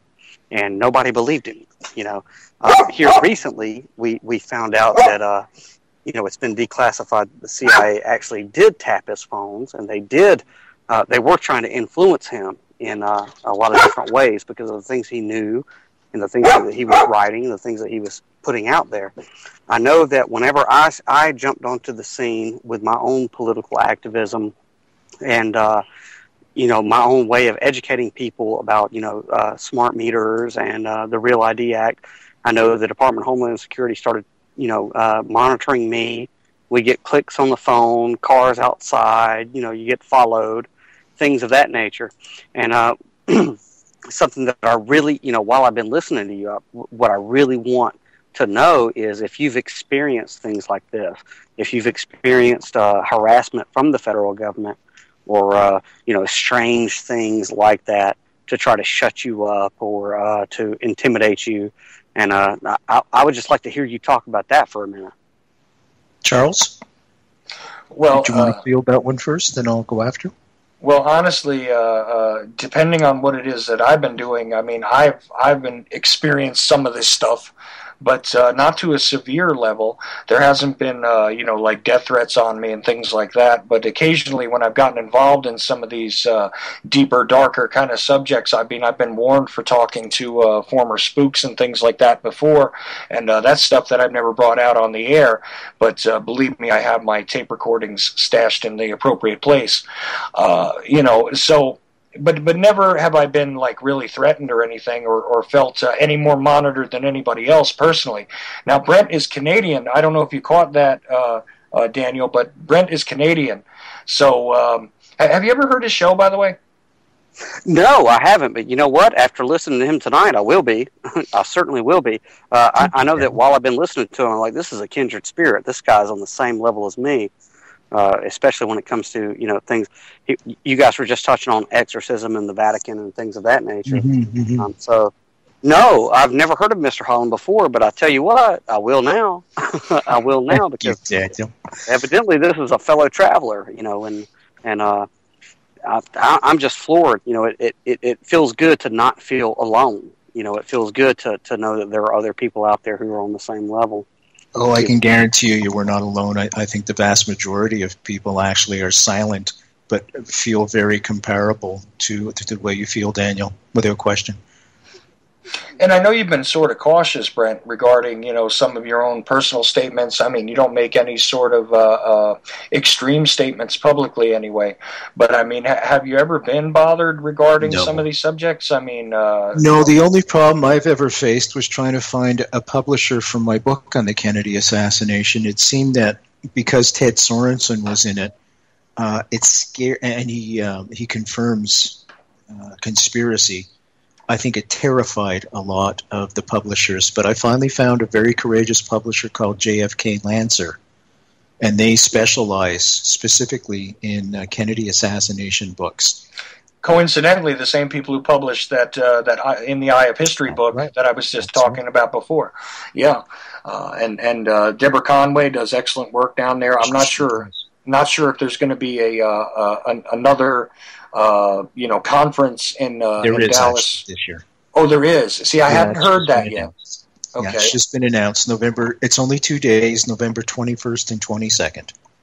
Oh, great. Okay. And, and I also know that, since John Judge's death, the future of COPA is sort of, and John Judge really did a lot of, even though, again, this is a guy I don't necessarily agree with, I had to have a lot of respect for the work that he put in and a lot of the great people that he brought out at the COPA conferences. And for those that don't know, that's the Coalition on Political Assassinations, which focused on not only the JFK assassination, but the RFK assassination, the MLK assassination, and even from time to time in New York City, the Malcolm X assassination, which is often sort of untouchable in a lot of people's minds, but was very significant regarding the political climate at the time.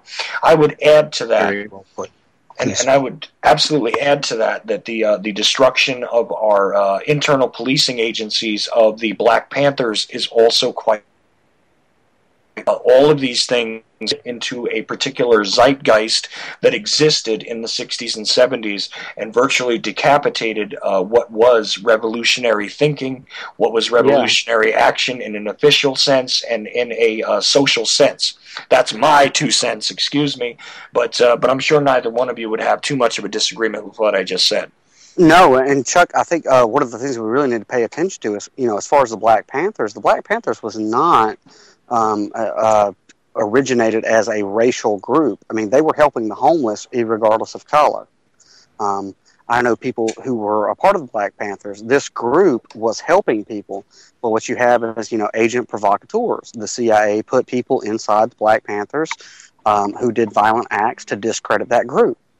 But, getting back to Kennedy, one of the things that, and the Kennedy assassination is very important. We're coming up on, hopefully, the government will be releasing some documents. But one of the things that really woke me up to what's going on in this world is that, whenever Kennedy was assassinated, there's a documentary on YouTube. It's called JFK 2.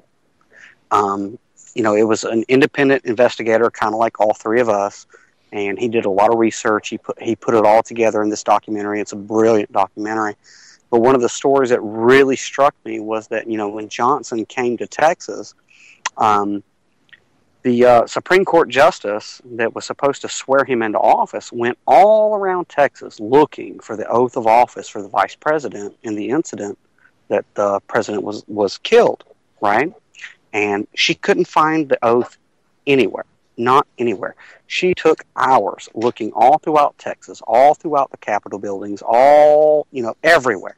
And she couldn't find it. So she went to Air Force One and went to President Johnson or Vice President Johnson. And she said, Vice President, I'm sorry, but I can't find a copy of the oath of office for the vice president, anywhere.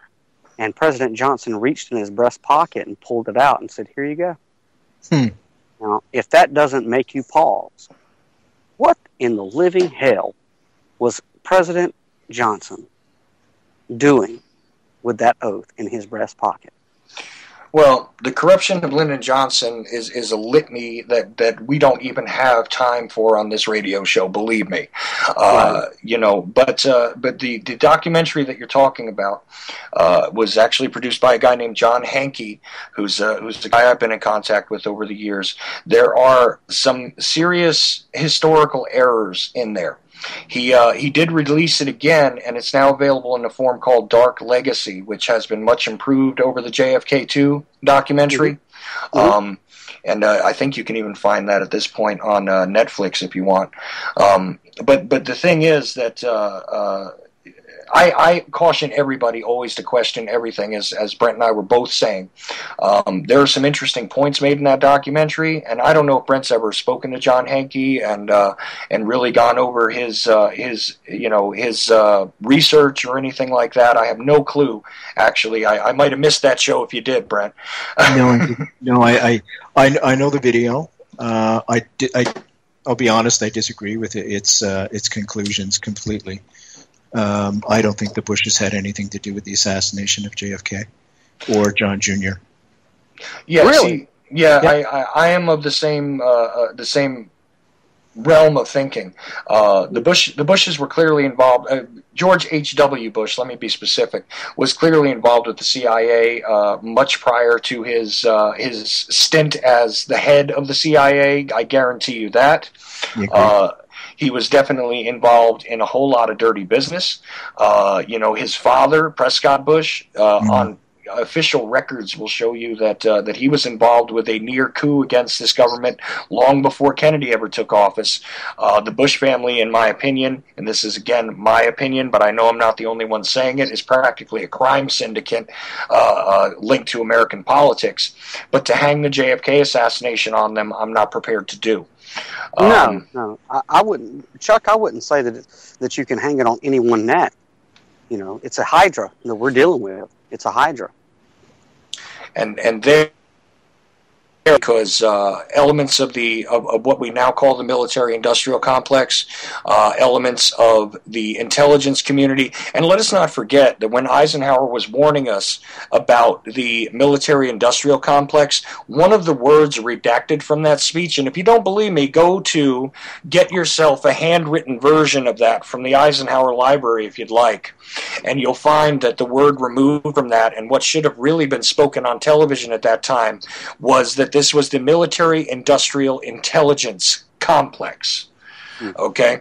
So this is all intermingled. This is all absolutely an incestuous relationship between agencies and elements of agencies, and in fact, growing sort of festering hydras of their have funding sources of their own that still have yet to be unraveled even half a century later regarding the Kennedy assassination. So this is something that is endless as a way of studying it. That's my opinion. Again, Brent, I don't know if you have something different to say there, but I'm sure that you're not too far from my opinion here. No, not at all. As a matter of fact, I think the CIA was running rampant. Certain members of the CIA, I should say. I don't think as an agency it was, but I think definitely we can track that now. And I'm just wondering if that corporate culture, for lack of a better way of putting it, and I'll pose this one to Daniel. Daniel, do you think that corporate culture that we had to put up with in the 60s, where the CIA was calling the shots on who they were going to assassinate, whether it was La Bomba or all these other coups and things, do you think that corporate culture still takes place today? Absolutely. It does. Absolutely. Okay. Yeah, I mean, that's very, very evident. I mean, corporate America is this, I deal in politics on a local level, and I can tell you right now, I mean, it is a machine. I mean, it's a sick machine. It's a very even all the way machine. down to the grassroots. Yeah, Okay. I think I told this story on Chuck's show before. I had a speeding ticket one time. I was married before, and she worked for a law firm. And I try to tell people about conspiracies on a global level, and they say, oh, that doesn't happen. But it does happen. I mean, like with my particular speeding ticket, this attorney that worked for, my ex-wife happened to go to law school with a lawyer that was prosecuting me, and they said, one phone call can make it go away. And we did that, to my shame, much to my shame. I'm ashamed of that I did that. And one phone call on that speeding ticket went away. And that happened on a local level. If you don't think that happens on a global level, you're insane. You're insane. It happens on a global level. Yeah, it happens on a corporate level, of course. It happens every single day. And we have to wake up. True, and to and the relationship, let's just say, between the corporatist interests and the intelligence interests. Well, one of the wonderful bridges in that gap is the drug war. And I have often cited the work of Douglas Valentine. I don't know if you've ever read any of his books, Brent. I've read Peter Dale Scott's, so I suspect it's probably much of the same thing. Right. Strength of the Pack and Strength of the Wolf. And Peter Dale Scott, right, is the forerunner to Douglas Valentine's work, exactly where we find that just like we can follow the pattern of illicit drugs on the street in this country, we can also follow the military's involvement, the intelligence agency's involvements. Recently, people do point to the poppy fields being guarded by United States assets of all sorts. But this is nothing new, folks. Why do you think we had a heroin scourge at exactly the same time that our military was well positioned by the Golden Triangle? Why do you think that during the time we were thoroughly involved in South American and Central American politics, where it was much better to grow the cocoa plant than it is to grow the poppy plant, why do you think that we had the cocaine and then the crack cocaine, which ended up on the streets here in America? There is your bridge. There is the involvement of the banks, which have been cited more than once. The major banking systems have been cited more than once for laundering drug money. Where do you think it comes from? It's not that big of a leap. It's not as though this is being pulled out of thin air. So, and here's another thing, and Brent made this point, and I want to clarify it too. the fact that the CIA is involved here doesn't necessarily mean that the legitimate structured agency is what we're talking about. What we are talking about, however, is the intelligence community. There is a difference between the community and the CIA on paper, okay? And that is a tremendous chasm in between the two, to be honest with you. And the community functions almost entirely independently of the actual legitimate agency. You know, for people that say that Allen Dulles had nothing to do with the Kennedy assassination and what would be his motive for covering it up regarding the Warren Commission, if you think that when Allen Dulles, who was the brother of John Foster Dulles, by the way, take a look at that name and see the two brothers acting in concert with one another regarding American policy, especially foreign policy, you know, during that part of the century for sure, you know, here's the thing. Just because he had been fired by Kennedy does not mean that he didn't still have connections and serious, extreme roots in the intelligence community. Okay, so that's one of those things that you know, again, requires a huge amount of study, and you want to talk about question everything, you better question everything 3 times and ask your mama and go back and question it 2 more times, because that's the only way you're going to even get near the truth regarding that stuff. So that's my editorial again. I'm sorry, guys. Please go ahead and talk.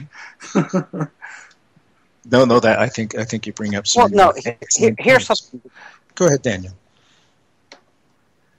Go ahead, Daniel. Here's something that I would wish, you know, that everybody that's listening and Chuck, is that you know, it's very, very obvious that the 3 of us obviously monitored by the Department of Homeland Security.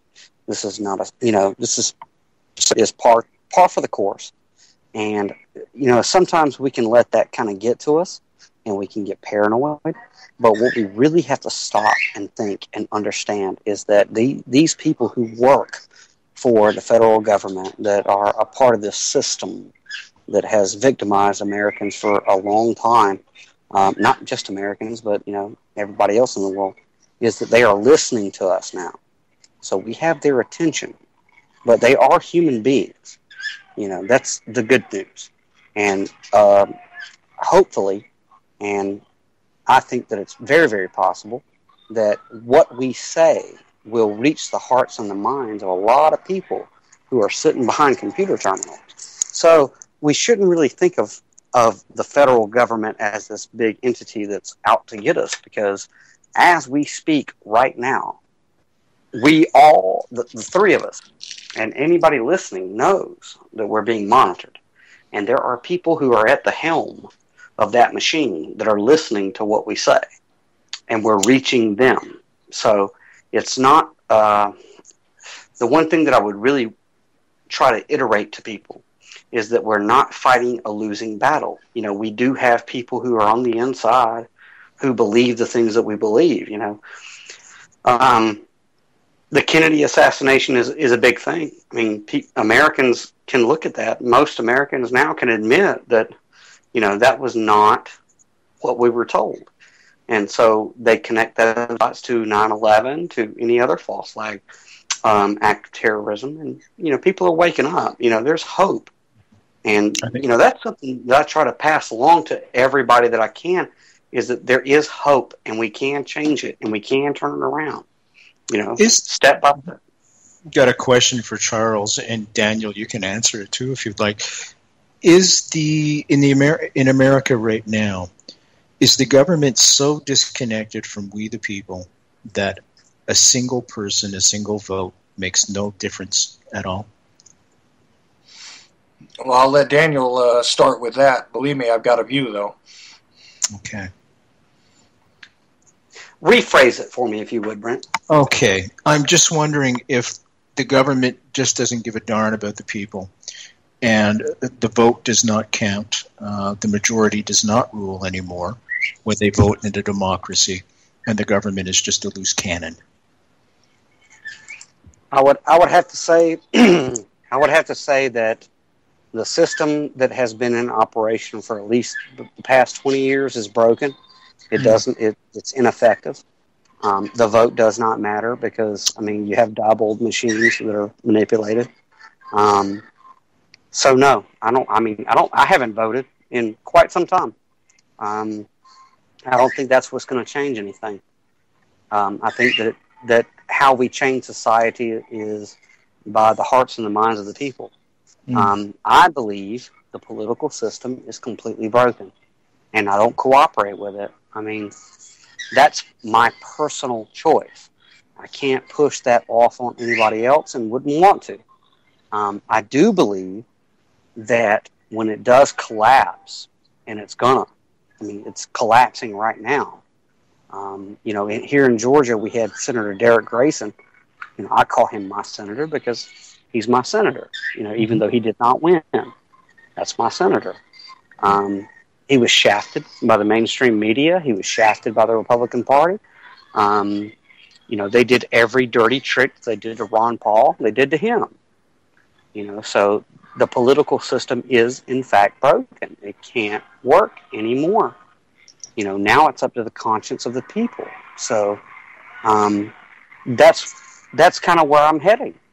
You know, that's where I'm putting all my energy is in the individual to make a difference in their own life and then make a difference in other lives. And, you know, I'm not trying to bring back a democracy. I'm trying to bring back a republic, you know, and eventually I believe that we can do that. You know, I believe it, you know, that we can do that. Right. But you have to believe. Yeah, absolutely. I mean, the first point is that we never were meant to be a representative republic. However, the government entity as it is entirely disconnected. I believe that politicians are not elected, they are selected at this point in time. You know, you see the way that they are vetted fairly, unfairly, however you want to call it, through the mechanism of, you know, it's not voter fraud, it's voting fraud, by the way. The numbers are manipulated. The concept of a free media is pretty much gone as far as the major powerhouses. We're almost down to 5 corporations now. We were at 6 corporations, but we're going to be down to 5 corporations that actually present all the news. So the totality of what's happened here, in my estimation, though, Daniel only traces it back 20 years. I think that that the American system has been in disrepair for the past 100 years, just about 101 years since the institution of the Federal Reserve, and the fact is that although it was a lot less broken, say, half a century ago, and we had a chance back then, at this point in time, we the people are not being represented in any meaningful way by the by what I consider to be the corporatist puppets, which are occupying the offices that are supposed to be our representatives. But I also agree with Daniel that that the change that we need to make is not going to be at the ballot box, because my particular vote, Daniel's particular vote, if you lived within these borders, your vote, these things don't really count. It is going to be about the war for the mind, the war for the soul of the people that are here on the ground, my fellow citizens. They need to be aware of the true history that is unfolding around them. They need to be aware of the facts about what has already passed. And they need to be re-empowered and understand that that this is not how it is supposed to be. And this is my point, and this is why I actually do my show, is sometimes I do, divert into these historical lessons regarding, things that seem past, and some people do kind of pillory me for it, but I don't care. I'm trying to tell you where we've come from so that you can understand where we are and perhaps change where we are going as a people. And regardless of whether you agree with me or disagree with me, listening to me, I hope that all of us will be in a better place if we just simply open our eyes and truly understand the world around us, as opposed to putting our heads down, staring at our fondle slabs of choice, and taking in the programming that is meant to keep us distracted, because the weapon of mass distraction is a whole lot more damaging than any weapon of mass destruction could ever be, in my opinion. There's my Yeah. long-winded answer. Yeah, and one of the great things, and you know for a fact, Chuck, I was sitting there messaging you like a crazy man, because when I was listening to Brent, I was like, oh my God, this guy's such a kindred spirit. He gets it. He's connecting the spiritual with the political. He gets it, and that's a rough thing. I mean, whenever you look at the world, through those lenses, you wonder if there are other people out there who do that. And I was so thankful, the whole time I was listening to Mr. Holland, the first hour, I was like, oh my God, there's somebody else out there in a different part of the world that sees it the way that I see it and sees it the way that you see it, and they're working just as hard as I am, and it makes it all worthwhile. It makes it all worthwhile. And Thank you, Daniel. Please call me Brent. And again, I'm going to have to send you a case of 24 too. I always tell people on this side of the border, because very often they forget. Every one of us has a small business. Well, in Canada, it's a big business, and that business is called the government. And sometimes we forget all too often that they work for us. We don't work for them. And we're the boss. They aren't. And we've got to change that dynamic in order to make the government work for us. Amen. Amen. And, and we, in America, we have people. We the people is a powerful statement. You know what Absolutely. I mean? That's three most important words ever written. Yeah. And that comes from the Magna Carta. The Canadian government is based off Magna Carta. The Constitution is based off Magna Carta. And it's we the people. That's right. And to hear you say that, and to know that you're in Canada and we're here in America and we're doing our part here in America and you're doing your part in Canada, today's just been a very special day, for me anyway, to hear what you've said so far, and to know that, we have, and Chuck are doing what we're doing in America, and you're doing what you're doing in Canada, and it's like there's, we're not alone. We're not alone in this struggle, and there are other people in every country in the world that sees things the way that we see it, and that we're all fighting towards this common goal of we the people. In any way that you want to phrase it. Right, and I'll tell you something else, Daniel, and for everybody else out there listening, if you look up Night Fright Show and you take a listen to some of the interviews that Brent has done with people that are witnesses to history, with people that did spend the time to do the real research, I'm going to say something here that I don't often say about too many people that do any sort of that I can't think of a show that I have listened to of Brent's where I did not learn something, and that because when I spent time listening to Brent's show, it was like, well, I was informed, believe it or not, and even led to further study some things based on some of the stuff that he's done. So. Also, check out this Brent Holland show as well, which he says is sort of like a Charlie Rose show, but I guarantee you that that's just as informative as Night Fright has been. And of course, you do span many, many different topics. I say once again, it is not just a JFK show, people.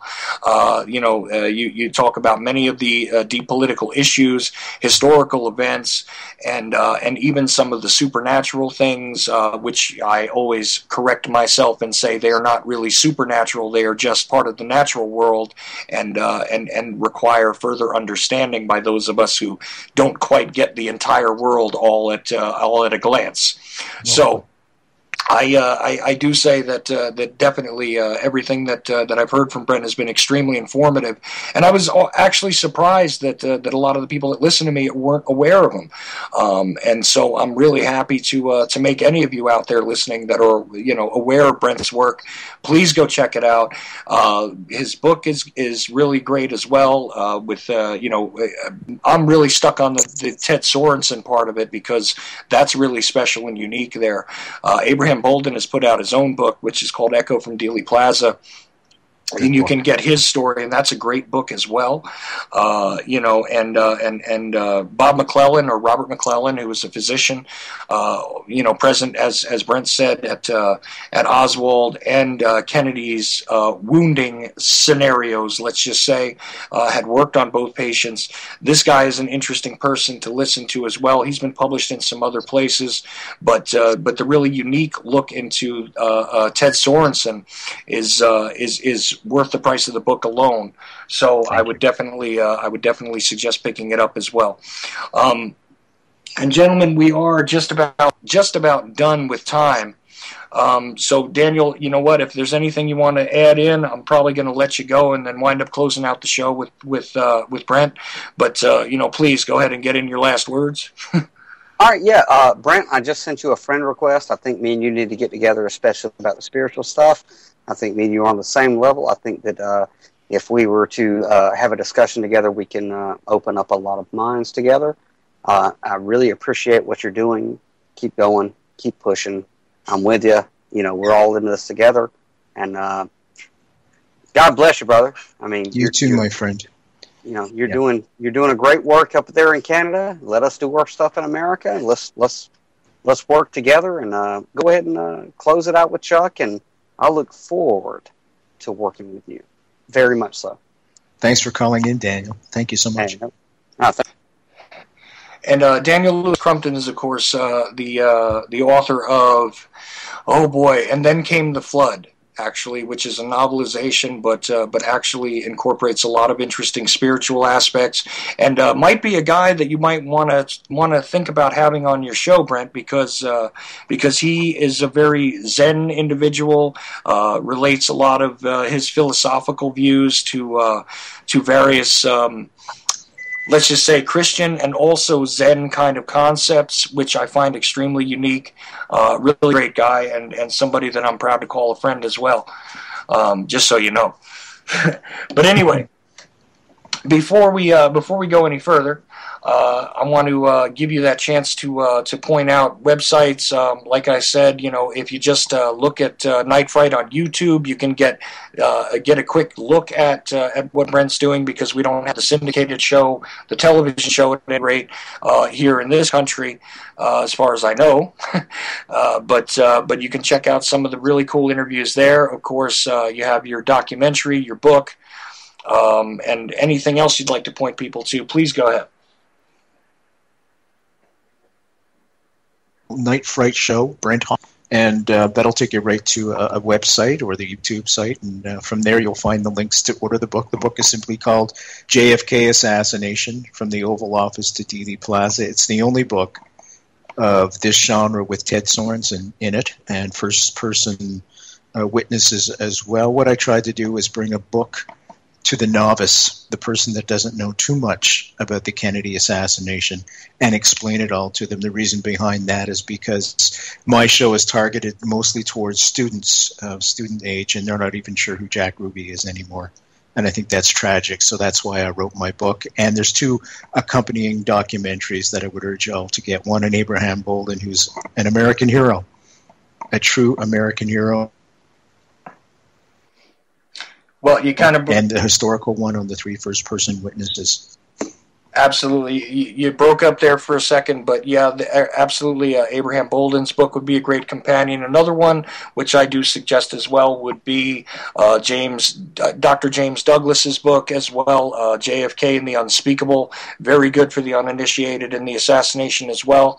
And please go and check out Brent Holland and all of his work, because again, this is one of the guys that I respect regarding being an interviewer, and absolutely somebody who brings us some of this revisionist history in a way that is really truly unique. And as you've heard tonight, he's an extremely level-headed kind of guy, also able to crack a joke, and we are going to get together and have those beers, my friend. Absolutely. Tell more musician jokes. And maybe some more, who knows. But what do you call a musician who broke up with his girlfriend? Oh, no. Homeless. Oh, and again, a cutting truth from Brent Holland.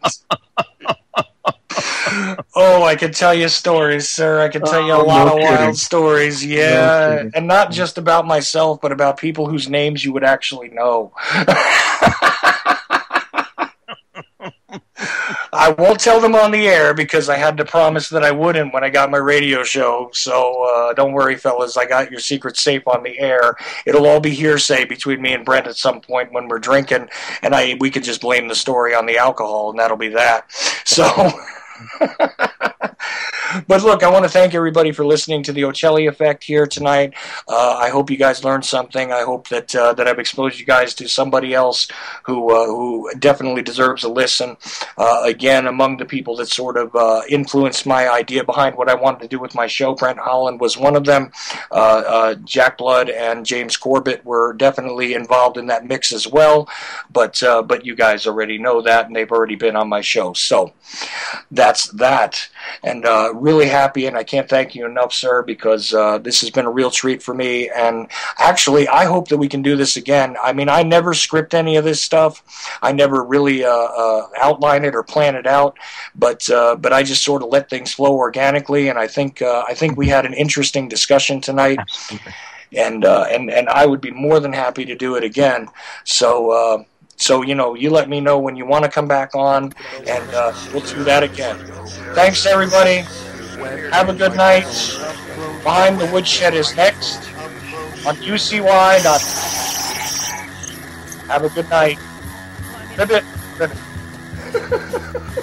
At the age of 19 in 1962, she was a... See, but I have the files. I read this stuff at the National Archives, and I read these other things. I said to myself, how can that be possible? The brain, pistols and frontal slab of choice, I don't know, computers doesn't really matter. Internet, professional wrestlers, and not Jesse Ventura style. It doesn't matter where the information comes from as long as it's real. It's hard to get real information because seriously.